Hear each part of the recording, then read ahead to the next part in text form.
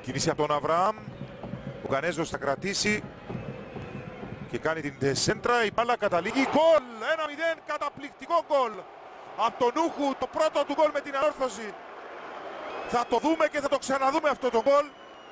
Από πού έγινε η σέντρα σουτ, αν το σκέφτηκε, αν το υπολόγισε. Πάντως είναι ένα γκολ φοβερό. Με αυτόν τον τρόπο λοιπόν η ανόρθωση παίρνει προβάδισμα. Κοιτάξτε από πού.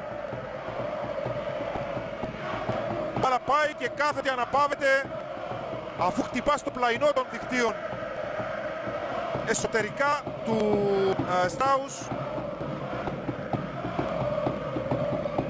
Ράζακ Νούχου